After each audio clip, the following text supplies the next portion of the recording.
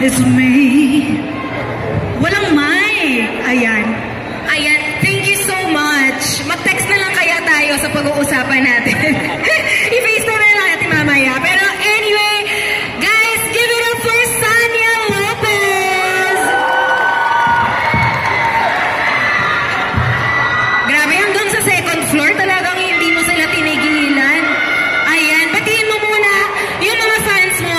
Siyempre, mamaya may tanong din ako sa'yo tungkol sa very interesting character mo. Pero sige, batiin mo muna sila.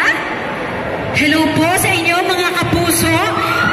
Naku, gusto ko man kayong kantahan ng todo-todo. Kaya lang talaga nga, yung mic natin, next time, mag-text na lang po tayo. Pero mahal po namin kayo. Maraming salamat sa pag-suporta. At salamat po sa lahat ng mga nandito ngayon. I hope na mag-enjoy kayo today. Ayun, thank you po. For sure, nag-enjoy naman silang lahat. Pero kanina, actually, nakachikahan ko si Sanya backstage tungkol sa Pulang Araw, of course.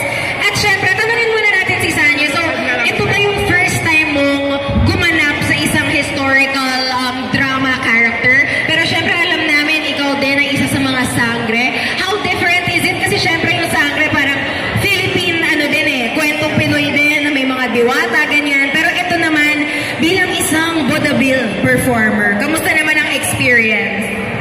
Ako sobrang saya ko, na nabigyan ako ng pagkakataon na talagang maging parte ng isang napakagandang teleserye. Oo nga. Itong historical drama na gagawin natin ngayon at ipapakita sa ating mga manonood ang Pulang Araw na talaga naman ang lala ng mga ginagawa namin dito.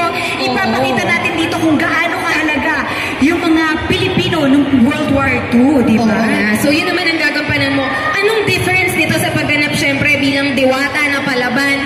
Anong jump naman ang ginawa mo dito sa role mo sa Pulang Araw? Alam mo, dito kasi sa Pulang Araw, difference kasi nito sa mga ginawa ko sa Encantadia, ako doon diwata, sa Urduha, princess din ako. Yes. Ito naman ngayon yung Pulang Araw kung saan ang katapangan, lumalaban ako na hindi lang gamit ang sandata, kundi ang utak at puso. So yun yung makikita natin dito sa Pulang Araw. Excited na nga kami kasi na-mention din dito Sanya na nagpa-perform ka sa vaudeville. So vaudeville, ito mo naman kung ano ang vaudeville.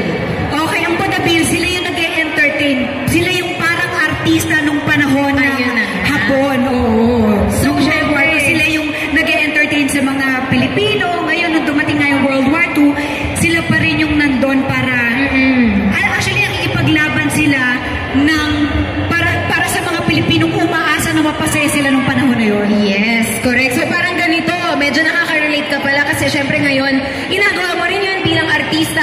And speaking of rising to fame, since ang gusto nga ng karakter mo dito is maging between ng vaudeville. So ito naman, since na-experience mo rin yung pag-artista, pag-rise to fame, ano naman yung pinaka-important life lesson na siguro natutunan mo throughout your career dahil ang dami mo namang nagampan ng roles, ang dami mo nang nagawa bilang artista, most important lesson? Siguro most important lesson, kahit na gaano ka pa ka-successful, kahit gaano ka pa kagaling, kailangan nating maging humble, kailangan nating balikan yung mga taong tumulong sa atin nung panahon na walang naniniwala sa atin. Tama. Andito sila, I believe. Ayan.